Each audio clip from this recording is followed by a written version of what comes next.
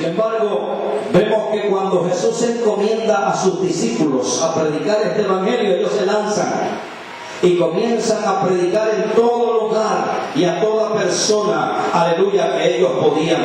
Tanto así, aleluya, que el mismo Jesús le había dado instrucciones que se vayan a Jerusalén, que esperen allí hasta que sean investidos del poder de lo alto, porque el poder le iba a dar a ellos esa unción para seguir predicando el evangelio. Ciertamente ellos obedecieron, y allá en el libro de los Hechos, en el capítulo 2, el día de Pentecostés, cuando estaban todos reunidos unánimes junto allí celebrando la fiesta, allí vino de repente como un viento recio y sopló sobre ellos, sobre aquella casa, y todos fueron llenos del Espíritu Santo y comenzaron a hablar en otras lenguas como señal, aleluya, de que habían recibido poder y unción para predicar el evangelio. De ahí fueron esparcidos. De ahí fueron unos a un lugar y otros a otro, aleluya, aún habiendo sufrido una persecución, aleluya, por los gobiernos y por los sistemas, fueron esparcidos, aleluya, mediante una persecución, y obró para bien la persecución, porque entonces el evangelio comenzó a propagarse aún a diferentes lugares que el apóstol y muchos hombres no habían llegado. Ahora comienzan nuevos hombres con nuevos ministerios a predicar el evangelio. Y se lanzaron al ministerio Pedro, Felipe, que fue el primer mártir de la iglesia, sea Dios glorificado, que por la causa de Cristo y por predicar a Cristo fue apedreado por los judíos, fue apedreado por los griegos y muerto a pedrada, sea Dios glorificado. De ahí siguieron y nadie los pudo callar, a pesar de que estaban tratando de matar a estos hombres que predicaban el evangelio. Pero el evangelio, aunque, aleluya, los hombres callaran, las piedras hablarían por ellos. Gloria a Jesús. Y es lo interesante, que el evangelio nunca nadie, ni ningún hombre, ni ningún sistema ha podido detenerlo. Y ahí entonces estos santos hombres, después de Felipe, comienza Pedro, luego le sigue el apóstol Pablo, quien era Saulo, hombres que predicaban la palabra con denuedo y con firmeza. Y es interesante notar que en el libro de los Hechos de los Apóstoles, que es un libro completamente histórico del comienzo de la iglesia primitiva, notamos que en ese capítulo 13, verso 8, vemos unos hechos tan importantes que muestran una vez más el poder del evangelio. Sea Dios glorificado. Dice la Biblia en este capítulo 13, del verso 4 en adelante, dice: ellos entonces, enviados por el Espíritu Santo, descendieron a Seleucia y de allí navegaron a Chipre y llegaron a Salamina, anunciaban la palabra de Dios en las sinagogas de los judíos, tenían también a Juan de ayudante, y habiendo atravesado toda la isla hasta Pafos, hallaron a cierto mago, falso profeta judío, llamado Bar Jesús, sea Dios bendecido, y que estaba con el procónsul Sergio Paulo, varón prudente, llamando a Bernabé y a Saulo, deseaba oír la palabra de Dios. Fíjense que la historia relata aquí un hecho, unos acontecimientos trascendentes para que la predicación del evangelio continuara. Estamos hablando de que el apóstol Pablo, quien antes era Saulo, convertido al evangelio, predicando la palabra con denuedo, no se detenía para predicarle a los líderes políticos y a cualquier hombre de influencia social. Pablo era un hombre influenciante para predicarle a este tipo de personas.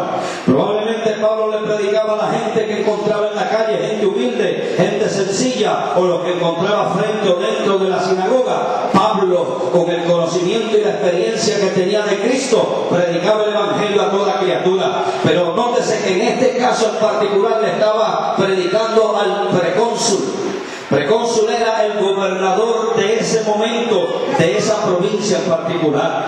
Y fíjese que Pablo, procónsul, Pablo no tuvo ningún miedo, no tuvo ningún ningún temor en hablarle a este gobernante. Y estos hombres eran dirigidos y eran enviados a dirigir estos pueblos o esta provincia por medio del rey, y tenían que someterse al rey. Pero Pablo no andaba mirando sistemas de hombre, Pablo no andaba mirando sistemas políticos. Pablo tenía su mente y su corazón en Cristo Jesús, aquel que lo salvó, aquel que lo perdonó, aquel que le cambió su vida, aquel que le devolvió la vida cuando él estaba muerto en su pecado. Aleluya, tanto así que se atrevió a predicarle al procónsul. Aleluya. Y nótese que la Biblia dice que este hombre gobernante llamado procónsul era un hombre muy sabio, era un hombre muy entendido, porque la Biblia dice que se llamaba Sergio Paulo, varón prudente. Cuando dice que era un varón prudente, era que era un hombre sabio, inteligente, entendido. Pero paréceme que Pablo no andaba buscando hombres inteligentes para predicarle la palabra. Pablo buscaba hombres sin letra o con letra, del vulgo o no del vulgo, gente que supieran o no supieran. Para Pablo no era problema eso. Pablo predicaba el evangelio de Jesucristo a toda criatura.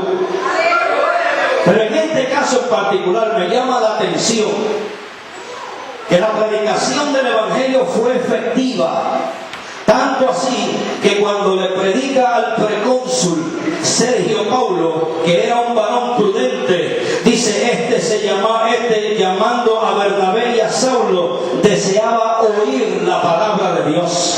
Fíjense que a pesar de ser un hombre importante y ser un gobernante, deseaba oír la palabra de Dios. Y yo creo que esa necesidad existe en la actualidad. Esa necesidad nunca pasará de moda. Esa necesidad nunca será saciada. La necesidad de oír la palabra de Dios. Aleluya. Aún los convertidos y no los convertidos tienen necesidad de oír la palabra de Dios. La Biblia dice que la fe viene por el oír, y el oír la palabra de Dios. ¿Cómo oirán si no hay quien les predique? Aleluya. ¿Cómo se salvarán si no hay quien vaya a predicar el evangelio? Pablo se atrevió a predicar, Pablo se atrevió a ir, Pablo enfrentó todas estas personas con cordura y bajo la guianza del Espíritu Santo. Resultó que mientras estaba Pablo, aleluya, Saulo, predicándole, aleluya, a Sergio Paulo, dice que había un tal hombre llamado Elimas que le resistía. ¡Aleluya! Un mago llamado Elimas. ¿Quién era Elimas? Elimas era un asesor del procónsul. Era el hombre que lo asesoraba, era el hombre que le ponía la manito aquí, le sacudía si le caía algo, era el hombre que estaba al frente del procónsul, en todo sirviéndole, aleluya. Y cuando el procónsul tenía necesidad, quería oír la palabra de Dios, este Elimas dijo, me lo van a convencer, aquí hay problema, procónsul, aleluya. Y comenzó de alguna manera a resistir al apóstol Pablo. La predicación del evangelio va a sufrir resistencia, aleluya, pero hay que seguir predicándola, no importa cuánto la gente resista, no importa cuánto la gente se quiera oponer, aleluya. En este caso dice, pero le resistía Elimas, y describe quién era Elimas, el mago, pues así se traduce su nombre, procurando apartar de la fe al procónsul. Miren que la historia no está en balde aquí. Es para que veamos el poder, el efecto que tiene el evangelio. Sea Dios glorificado.